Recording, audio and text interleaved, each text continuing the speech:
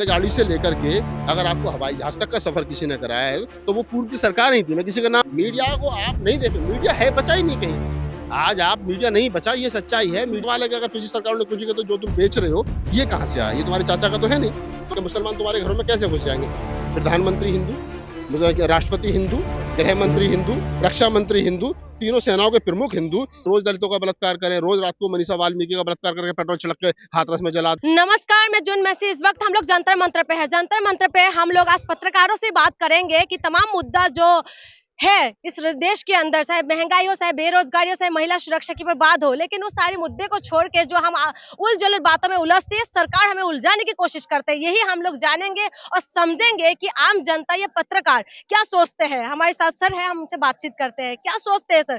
कोई पठान मूवी का बाइकआउट करते हैं, कोई कहते हैं कि महिला सुरक्षा है, महिला में कोई कहते हैं, जो अमित शाह है वो कहते हैं गहने से लदे हुए स्कूटी लेकर रात को 12 बजे निकल जाओ। वही यूपी में रात जो है साइलेंट जो किलर, वो महिलाओं को, बुजुर्ग महिलाओं को उठाते हैं, घसीटते हैं, बलात्कार करते, मार देते हैं। किस नजर से देख? देखिए, दो चीज है। सरकार का जो काम सरकार को करना चाहिए हम्म, वो सरकार ईमानदारी से नहीं कर रही है। हम्म, सरकार को चाहिए कि वो बेहतर रोजगार दे, हम्म, सरकार को चाहिए बेहतर स्वास्थ्य दे, सरकार को चाहिए कि देश की सीमाएं जो बड़ी मजबूत होनी चाहिए, सरकार को चाहिए कि बहन बेटी की जो रक्षा वो होनी चाहिए, वो किसी जाति किसी धर्म की हो। लेकिन सरकार वो नहीं कर रही है। सरकार क्या कर रही है कि सरकार से आप पूछिए कि भाई हमारे बच्चे एमटेक बीटेक करने के बाद में बेरोजगार क्यों घूम रहे हैं, तो सरकार के पास कोई जवाब नहीं है। आप पूछेंगे कि भाई सरकारी संपत्ति क्यों बेची जा रही है, तो सरकार के पास कोई जवाब नहीं है। आप सरकार से और कोई सवाल पूछिए मानव अधिकार के तहत, तो सरकार के पास कोई जवाब नहीं। सरकार हिंदू मुस्लिम करने में लगी है। सरकार को लगता है कि आप जैसे मैं हमेशा बोलता हूँ कि आप एमटेक बीटेक करने के बाद में नौकरी मांगने के लिए जाओगे तो शायद हो सकता है आपको लाठियां मिले और पानी की बौछार मिले।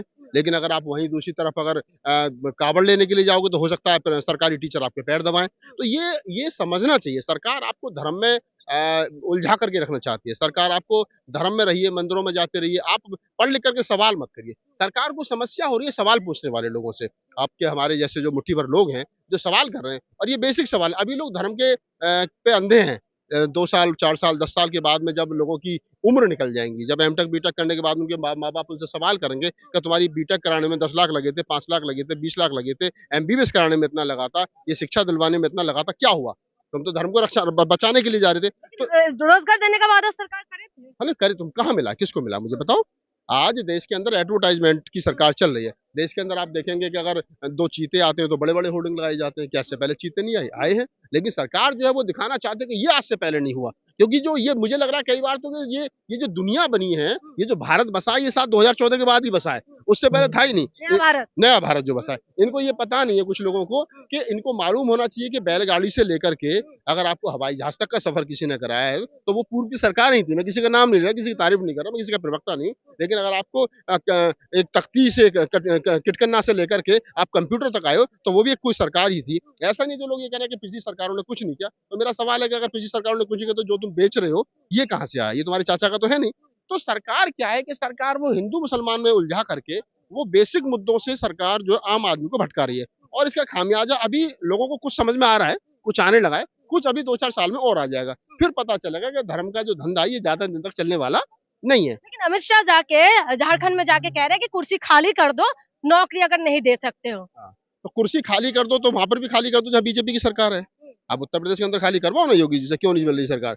आप जहां जहां बीजेपी की सरकार है वहां कहो ना जाकर के। लेकिन ये बात वहां जाकर के कहेंगे, ये वही बात है ना कि अगर किसी मुस्लिम जो है वो किसी दलित के साथ में अत्याचार कर देता है, कुछ कर देता है, बलात्कार कर देता है, कुछ कर देता है, तो हिंदू मुसलमान हो जाता है। ये रोज दलितों का बलात्कार करें, रोज रात को मनीषा वाल्मीकि का बलात्कार करके पेट्रोल छिड़क के हाथरस में जला दें, रोज क्या नाम है बुलंदशहर में वाल्मीकि महिला का टोकरा छूने से सवर्ण समाज के लोग मौत के घाट उतार दें, वाल्मीकि समाज की बेटी का बुलंदशहर के गांव में जाकर के सामूहिक बलात्कार कर दे, उसे घरों में आग लगा दे, तो कोई नहीं आता, तो कोई हिंदू धर्म खतरे में नहीं है। लेकिन हाँ, अगर कोई ऐसी घटना, मैं कहता हूँ कि अपराधी कोई भी सजा मिलनी चाहिए, लेकिन अगर मुस्लिम कोई कर देता तो लफ्ज़ हो जाता है। तो ये क्या है ना कि ये हर हिंदू मुसलमान को बिठा करके रखना चाहते हैं, जबकि दूसरी तरफ आप देखेंगे तो सबसे ज्यादा रिश्तेदार इनके मुसलमान है। तो ये क्या है कि ये देश को हिंदू मुसलमानी मान के जो एक एजेंडा है, वो एक प्रायोजित कार्यक्रम है, उसमें उलझा करके मेन उद्देश्यों से भटकाना चाहते हैं। आपसे करेंगे मुसलमान आप पे कब्जा कर ले, एक तरफ कहते हैं 100 करोड़ हिंदू है, एक तरफ कह रहे हैं 100 करोड़ हिंदू और दूसरी तरफ कह रहे हैं कि मुसलमान जो है कब्जा कर लेंगे। तो आप ये तो बता दो पहले कि 100 करोड़ हिंदुओं पे 20 करोड़ मुसलमान कैसे कब्जा कर सकते हैं? ये कौन सा लॉजिक है? आप ये तो बता दो पहले कि मुसलमान तुम्हारे घरों में कैसे घुस जाएंगे? प्रधानमंत्री हिंदू, राष्ट्रपति हिंदू, गृह मंत्री हिंदू, रक्षा मंत्री हिंदू, तीनों सेनाओं के प्रमुख हिंदू, सारे संसाधन तो आधे से ज्यादा देश में 90% क्या नाम है मुख्यमंत्री हिंदू। उसके बावजूद भी आज ये हिंदुओं की दशा है कि उनको लव जिहाद पे कानून बनाने के लिए जंतर मंतर पे प्रोटेस्ट करना पड़ रहा है। तो आप इसको समझिए, ये गुमराह कर मेन मुद्दों से भटकाना चाहते हैं। आपको लगता है कि गुमराह करे, लेकिन जो सरकार है वो अभी जैसे यहाँ पर दिल्ली वाली जो केस हो रहे हैं वहां पर भी अगर आप देखते हैं तो आप देखिए कि वहां पर एक महिला है, अगर यूपी की बात करें तो वहां पर भी महिला है, चाहे महिला किसी भी कास्ट में क्यों ना हो, लेकिन वो मुद्दा जो होता है धर्म में उलझ जाते हैं। तो ऐसा होता रहेगा तो महिला सुरक्षा कहाँ होगा? ये सारे मुद्दा क्या खो गए हैं जो सरकार को नहीं दिखाई दे रहा? मैं वही कह रहा हूँ आपको कि ये सरकार उलझा रही है। अगर यहाँ पर मित्तल जो है वो उस लड़की को के कत्ल केस में पकड़ा जाता तो बीजेपी का नेता, उसके होर्डिंग पोस्टर लग रहे हैं, तो नहीं बोलेंगे ये लोग। वही तो वही वाली बात है ना, हमारा कुत्ता कुत्ता तुम्हारा कुत्ता टॉमी। तो इनका क्या है ना कि अगर तुम मुस्लिम अगर गलती, अगर आप देखिए कंझावला केस में अगर कोई मुस्लिम होता वो सब पूरी बीजेपी पूरी आरएसएस पूरे हिंदू संगठन रोड पर होते, लेकिन वहाँ सबके सब 5 के 5 जो वो हिंदू है, लड़की जो वो वाल्मीकि समाज से आती है जैसा पता चला है, तो फिर अब किसी की भावना यहाँ नहीं हो रही। मनीषा वाल्मीकि को वहाँ उसके पीछे सवर्णों की पंचायत हुई अपराधियों को बचाने के लिए, तो किसी की भावना यहाँ नहीं। तो आप इस बात को समझिए, अपराधी का मुस्लिम होना। अब जैसे पठान फिल्म का जिक्र चल रहा है, अभी मैंने कहा कि पठान फिल्म बनाई भी हिंदू ने, गाने हिंदू ने लिखे, कंपोजिंग हिंदू ने की, जिसने वो भगवा रंग पहना वो लड़की हिंदू है, लेकिन विरोध किसका हो रहा है? विरोध शाहरुख खान का हो रहा है। क्यों भाई? लेकिन वही शाहरुख खान अभी अंजलि के घर में मदद कर हाँ, रहा है। मैं वही तो कह रहा हूँ कि विरोध शाहरुख खान का हो रहा है। तो वो टारगेट है, मुसलमान जहाँ होगा वो उसका कोई दोष है ना हो, उसका विरोध होगा।